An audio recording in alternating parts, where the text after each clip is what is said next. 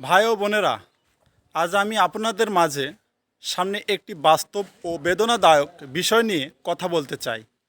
আমাদের বদরগঞ্জ খোলাহাটি যে ক্ষুদ্র বাণিজ্যিক মেলা কুটির শিল্প মেলা চলছে, সেই মেলায় প্রতিদিন লটারির নামে মানুষের আশা ভরসা, স্বপ্ন আর কষ্টের টাকা একে একে হারিয়ে যাচ্ছে।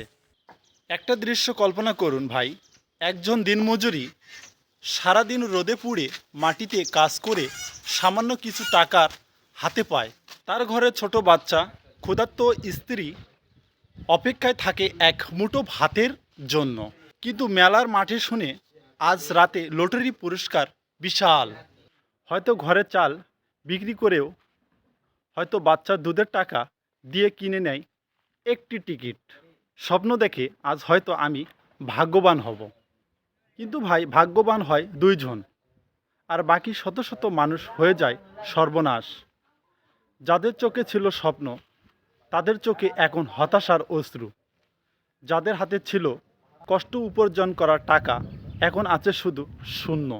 এই লটারির টিকিট শুধু টাকায় হারায় না ভাই, এটা মানুষের আশা, ইমান আর ধৈর্যকে গ্রাস করে দিচ্ছে। আজ কেউ ঘরে ফিরছে খালি হাতে, কাল হয়তো পরিবারে চলবে অনাহারে, আর আমরা চুপ করে তাকিয়ে আছি। এই তো বিনোদন। না ভাই, এটা বিনোদন নয়, এটা এক সামাজিক রোগ। রাসূলুল্লাহ সাল্লাল্লাহু আলাইহি ওয়াসাল্লাম বলেছেন, যে ব্যক্তি জুয়াতে অংশ নেয় সে যেন তার হাত দিয়ে জাহান্নামের টুকরো ধরছে। লটারিও জুয়ার এক রূপ।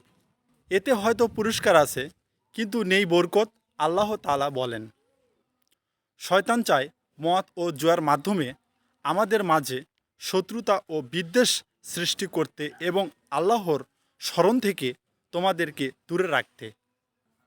চলুন আমরা একসাথে শপথ করি, প্রলোভনে আর আমাদের পরিশ্রমের টাকা নষ্ট করব না। আল্লাহ আমাদের সবাইকে হালাল জীবিকার পথে রাখুন। আসসালামু আলাইকুম আ রহমাতুল্লাহ।